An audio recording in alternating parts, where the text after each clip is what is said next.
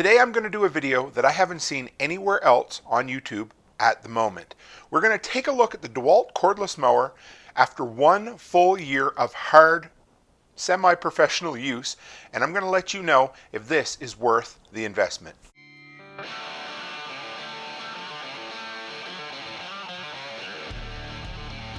Hey guys, Toolman Tim here. Welcome back to the workshop where we create community, find freedom, promote preparedness, and share success. Back to do yet another DEWALT review. Real quick, if you want to check out more about who I am, toolmantim.co. Check out the shop. Well over 250 tools and gear that I've reviewed. Okay, so this has been 12 months in the making. I can't believe it's been a year since I bought this. We're going to talk about who it's for, who it isn't for, the good, the bad, and the ugly. We're going to talk about the specs on this thing if you haven't looked it up yet. And then we're going to get in an up-close look and show you how good a shape this thing is in. I never washed it, cleaned it at all. I used it yesterday, and we're going to show you exactly how well it's held up. So when you buy this thing, $449 US, Home Depot, sometimes it's on Amazon, that seems a little bit steep. What do you get for your $449? So you get a 21.5 inch all steel mowing deck. I like that quite a bit.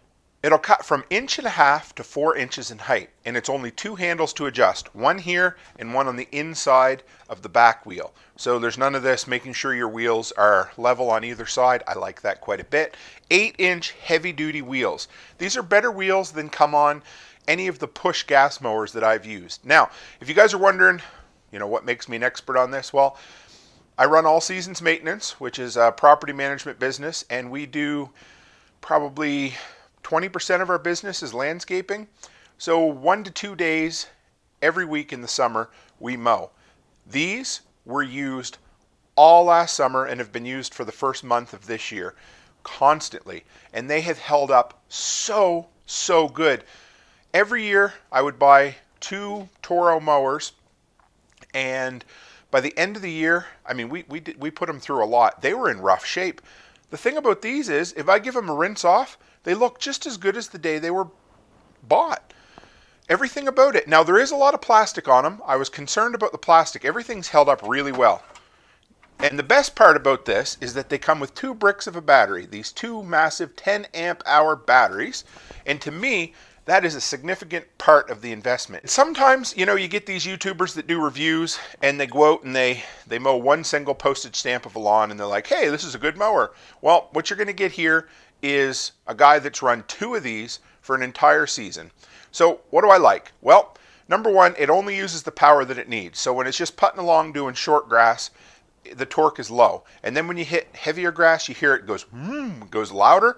So you get the power you need, but you don't drain the battery as fast as you would if it was high torque all the time. It bags grass really well. I actually would say that of the 3, the mulching, the side discharge, or the rear bagging is by far the best. And of course, there's literally no gas to spill, which I like.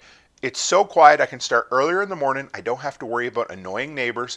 And one of the unsung points of this mower is I get to listen to my AirPods instead of having those big, heavy, hot work tunes over the ears noise cancelers. One of my big concerns when I bought this, and see, I'm going to bring you in a little bit closer. This front wheel assembly is plastic, and I thought, yep, we're in for it there. The Toros that I got had a little more metal on them, but the back end, they would break. Through no abuse at all, the plastic would break. I ended up having 3 different ones. One replaced under warranty. I got tired of dealing with it. The wheels are durable. The front is durable. The deck is thicker than any I've used. The handles, I wasn't sure what I would think of the handles. As long as you keep them tight, if you can see these adjustable knobs, over time with vibration, they tend to get a little bit loose. Just make sure you tighten them up and you have absolutely no problems. The handle, which I love, is longer and taller, and it has a T at the top, way better than any standard gas mower that I found at this point. Because I'm a big guy, I'm tall, it allows me to push this mower just so much nicer. And it gives you 2 options. I like you can put your hands on the side or up on top. So if they get a little fatigued up here, you move down to the side. It weighs 72 pounds with the batteries in it. So, you know, it's a little on the heavy side for a battery mower. but it doesn't feel like it. It pushes like a dream when you're going along, and yeah, there's no vibration, which is great for your hands. You don't end up with numb hands at the end of the day. Now, as far as some of the other cool features, what I like about this is these handles. You just pop these two here, the handles fold down, and the entire mower can sit up on its end, and it stores in a spot about this big. Or there's a handle right here you could even hang it from, or hang it from the other end of the push bar on it. Storage wise, it folds down super good. As far as damage goes in the last year, I'm going to zoom in here in a minute and show you, but maybe about 10% of the damage that I've had on traditional gas mowers. Here is the up close look at the mower. So those are the tires. Remember, this was, basically 2 days of mowing for 5 months last summer and 2 days a week of mowing this year for a month so far. So there's the wheels. Here is the in close. See how easy that works? And I was really concerned about this plastic, and it holds up really well. You just pull that in and adjust it. I'm not going to adjust it because I have both my mowers set right. Now this plastic right here, this was what I was concerned about. That handle is what makes it super easy for lifting on and off of trucks, and that plastic's held up super well. Now again, up here, I was like, okay, well, right in there, that's where the 2 batteries slide in. It tends to, if you just bump it, the lid will come down. I've been worried about smashing it, but I mean, it's just kind of a debris and dirt protector. Works great. If you come over here, you see that right there. That is the battery gauge. It goes red when it's turning on, and then it starts flashing when it's dying. One other thing, this kind of snake-like cable right here, for a little while, it took me a bit to make sure that it didn't get jammed in here. So every time I pull out the rear bagger, and then try to put it back in, there's occasion that would get caught, and then when I'd fold the handle down, it would want to pinch, but that was it. These are right here. These are the handle tighteners. They work great. Right here is the spring-loaded ones. You just pull them in and flop it down. You've got 2 different adjusters if you want to go in a little or out a little. That is the steel deck. The deck has held up exceptionally well. Don't get near the grass buildup under here. I haven't washed it, so I want to show you what it looks like under here. It's going to be a bit dirty, but we're going to give that a good spray off. But there is the underside. Even the paint has held up well. I've been really impressed, and that is the original blade that I got when I bought it. This sucker's heavy. It's got a much heavier body and frame than my typical gas mower. So as far as the best feature that this mower comes with, it has to be these batteries. But when you count in 2 of these are the biggest non-flex volt batteries that I have, and I use these on my circular saw, but most importantly, I use it on my grinder, my angle grinder, and it allowed me to cut a metric shit ton of pavers last year on 1 battery, and then I had a second I could swap out. And as a matter of fact, if I'm mowing by myself, I have 4 because I bought two mowers, gives me 4 of these batteries. So let's talk about the cost of ownership with this, because everybody says, well, $450, that seems a little bit high. Okay, well, let's just do some quick back of the napkin math. If you go and buy 2 5 amp hour batteries, I don't know the exact price right now, but let's say a 2-pack of those is $100. What is 2 10 amp hour batteries worth to you? Even kind of conservative estimates would say $150.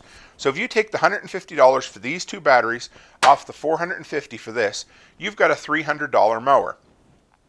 That is about average for an entry-level mower for the most part. Maybe a little bit on the high side, but for a decent mower that gives you the options this has and is built as well as this is, $300 is absolutely fair. So what you get is 2 batteries you can use all year round in all your other beautiful DEWALT gear, plus you get a kick-ass mower. So who is this mower for, first off? Well, I would say it's for anybody who's mowing their lawn on a weekly basis. You're not letting it get super, super high.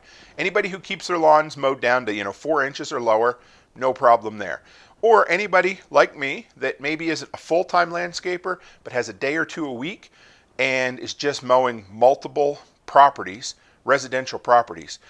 This year I'm finding I'm getting 6 to 7 lawns out of a full charge, and we've got some bigger lawns. If they were the average size lawns, I would get about 8 kind of small residential lawns out of a charge. And what I do, if we're both mowing, I just bring some of my flex volt batteries, swap them out, and they seem to run really well in this. At this point, you're probably saying, wow, Tim, this must be the perfect mower. No, it's not the perfect mower. When you go from gas to battery, there's always trade-offs. And if you're willing to live with the trade-offs, you know, things like no oil changes, no spark plugs, no gas, quiet, no vibration, then you are going to have a few things that aren't as easy as gas. I mean, it's definitely easier to refill. Just pop in a battery and you're done, as opposed to, you know, dumping a whole bunch of gas all over the place. But, okay, what are the issues I've had with it? It sucks at side discharging, especially if you're cutting more than a half an inch off the grass, it just gets clogged up. I hate these afterthought side discharge mowers. I wish they would go back to making it, you know, specifically a side discharge or specifically a rear bagger. But by the time you lift up the flap on this side and put in kind of their chintzy side discharger, things get clogged up in there really bad. And then the other thing is, all you have to do is just slightly bump that side discharge chute and it gets crooked, and then it doesn't work at all. So as far as side discharging, I've had very mediocre luck with it at best. So here's the next thing. If you wait just a little too long early in May here in Canada, and the grass has gotten tall, or it's, say, on a south-facing wall, and it's really, really thick, this has a hard time going through thick grass and doing it perfectly the first time. What I find is, if it's really tall and really thick, really tall grass that's thin, no problem. Thick grass that's lower, a little bit more of a problem. But what I do is I go a little bit slower, make sure you keep your mower blade sharp, and sometimes I have to make a second pass. So this is not ideal for 6-inch high, massively thick kind of elephant grass. A lot of mowers struggle with that. Even my gas ones did, but my gas ones did do better than that. So you need to keep that in mind. For us, we mow every single week, so it never gets thick and heavy like that, and it doesn't struggle for the most part. But occasionally, I'll have to make a pass back over. Like yesterday, I got a call from a lady. The lawn hadn't been mowed all summer. It's not summer yet. And it was really thick, so I had to make multiple passes. I'm okay with that because it's a battery mower. Now, I would say my absolute biggest complaint with this is, I guess, the fact that, I don't know if it doesn't have the pickup power that a gas mower has. So the one thing that I wish this did better was pick debris up off of lawns. This has been my biggest pet peeve of it. It's not a deal breaker because this is a mower, not a raker. But in the past, you know, the first mow of the season, I would go over it with my gas mower and it would pick up 95% of the old leaves, the old pine cones, the old pine needles, all of that. And it was great. And so it would bag it up, you dump it out. This, for some reason, just will not pick up anything that is down in the grass. So we end up having to rake those lawns first. Now, if you wanted to make a pass early on with the gas, great. But I'm just being 100% honest about the good and the bad with this. And that, honestly, is my biggest pet peeve, is it just will not pick up pine cones, leaves, anything like that.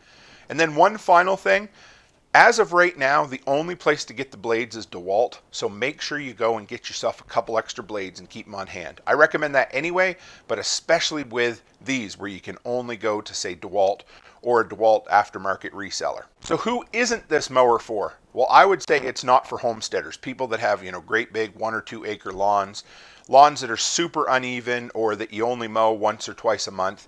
Not for you. You'll be disappointed. But like I said, if it's somebody who uses it on a regular basis, you're already on the DEWALT platform, you love the idea of getting extra batteries, and you don't let your lawn get out of control. I mean, this is literally part of our landscaping gear setup. I mow every week, like we have 15, 16 lawns altogether. We have 2 of these mowers, a handheld blower, and 2 whippersnippers, weed whippers, whatever you want to call them. 100% battery powered, and it hasn't let me down yet. So I hope you guys liked this deep dive of 1 year later into these mowers. I love them. I absolutely love them. For their small drawbacks, it is way, way more worth not handling any gas and being able to just charge things up and go. I love it. It hasn't changed the way we mow at all. It's just made it better. So if you got some thoughts on this, or if you've used one of these, throw them in the comments below. I'd love to hear from you. But beyond that, guys, just stick around. Join the workshop. Hang around. Share your knowledge. Come in and talk about DEWALT tools, about generators. I've got some Harbor Freight stuff that this crazy Canadian bought and flew back with him that I'm going to review for you as well. And like I said, go by the shop. Check it out. There's 250 products there.